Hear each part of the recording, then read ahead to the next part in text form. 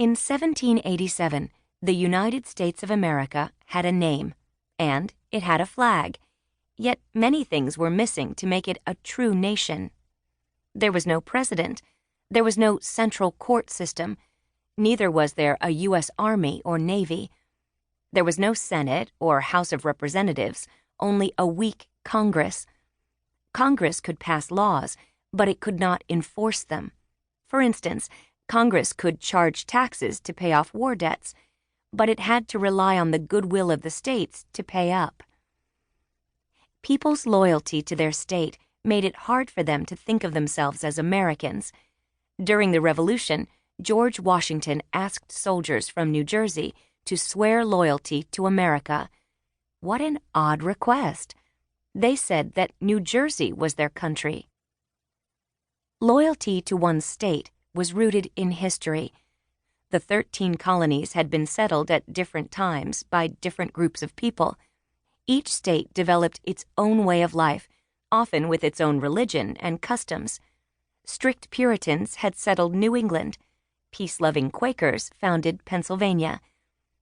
Although the main language of the colonies was English, tens of thousands spoke German in Pennsylvania. Shopkeepers and fishermen thrived in New England, whereas the South was mainly agricultural. The Articles of Confederation held the states together well enough to fight the war, but afterward, each state was happy to go its own way again.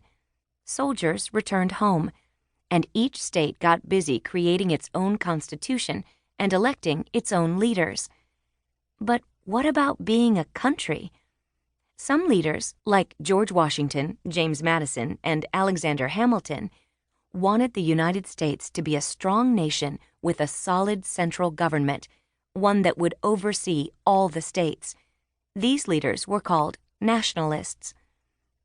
But other leaders wanted power to remain with the states, just as it did with the Articles of Confederation. The Articles promised that the states would remain sovereign. That meant each state was still its own boss. What about the Union? The Articles described the Union loosely as a league of friendship. How well did this government work? Not too well. By 1787, America's troubles could fill a long list. Some states charged fees on goods bought in other states, as if they were foreign countries. Lands west of the original 13 colonies were being settled, and disagreements broke out over which states controlled them. Continental money was all but worthless, so 7 states printed their own paper money, but it was no good outside of their boundaries. George Washington, back home in Virginia, grew alarmed at what was happening to his country. Congress is a half-starved, limping government, he complained, always moving on crutches and tottering at every step. Also, in 1786, a crisis broke out in western Massachusetts. Many poor farmers were losing their land because they couldn't pay their state's high taxes. Under Daniel Shays, a former Revolutionary War captain, a mob of 2,000 farmers decided to rebel.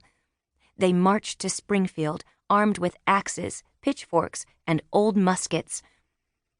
The weak Congress couldn't put together an armed force, so Massachusetts sent in its own troops and stopped the rebellion. In the end, 4 men lay dead. Shays's rebellion shook the nation. Americans were killing Americans. "I am mortified beyond expression," said George Washington. Mortified means very, very embarrassed.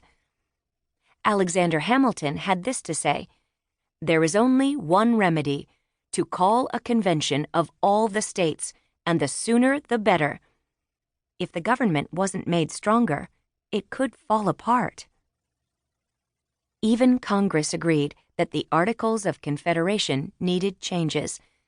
So it asked the states to elect delegates to attend a special meeting in Philadelphia in May of 1787. Newspapers called it the Grand Convention. No one called it a constitutional convention, of course, because who knew that a whole new constitution was about to be written?